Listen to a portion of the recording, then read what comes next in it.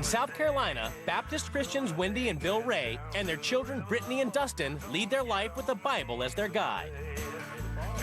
Brittany, you want to say grace or you want me to do it? I'll do it. Religion is very important to our family. I mean, actually, the Bible is the instruction book to life. As well as living life by the principles of the Bible, the family also has to follow the principles of Dad Bill. Hello there, my husband. Hey there, my wife. You're under my roof, you go by my rules. When I get off of work, when I come home, I pretty much know what to expect. I know that dinner's gonna be done. I know that the kids' homework's gonna be checked. I know that the clothes are gonna be clean. In the Bible, the man is the one that goes out and earns the way, and the woman traditionally just takes care of the home and the children. So daughter Brittany has to do most of the chores, the laundry, the bedrooms, and the lawn.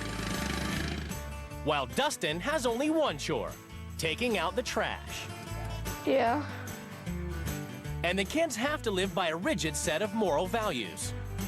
If they live under our roof, they will abide by this family's rules, whatever those rules may be, and I don't care if they're 40. I can't date till I'm 16. My husband knows exactly what young men have on their minds. I can't wear high heel boots. I can't wear tank tops. I can't wear tube tops. Because he said he was once a young man that had those same thoughts on his mind.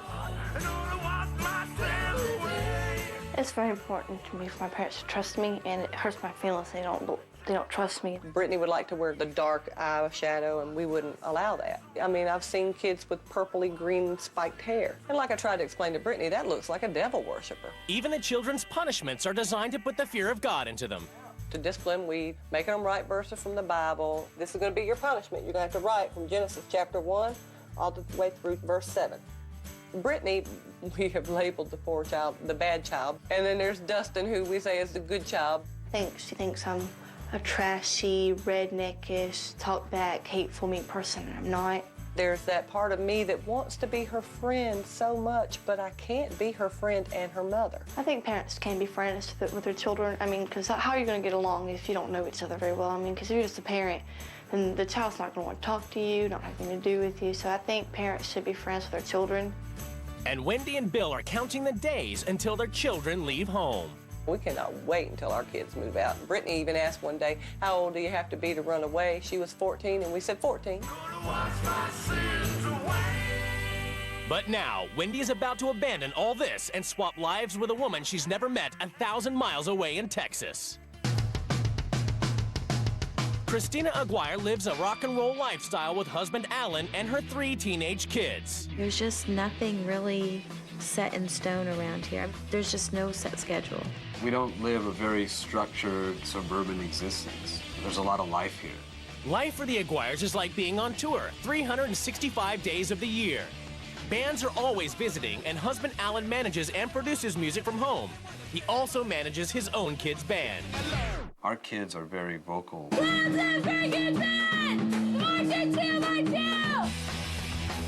This house is a democracy where the parents are friends to their kids. Our parenting style mostly is based upon communication. Along with that communication comes trust. Their tolerant attitude means the children are allowed to have body piercings and tattoos. I think that body art, tattoos, and piercing, I think that's a beautiful thing. Good night, babies. Love you. Jondell, 18, has no rules or restrictions. I just turned 18, so I think if my parents weren't very understanding, I'd probably be gone by now.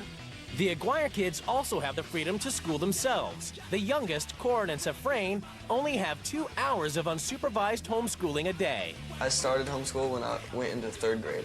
I've never gone to real school. As the kids got older, I realized, you know, I really don't like this, sending them off to school.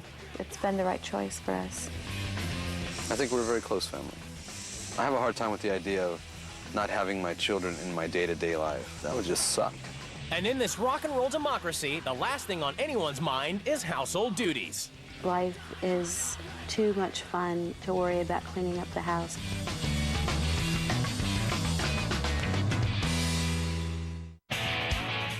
It's the day of the swap, and the wives prepare to leave their lives behind.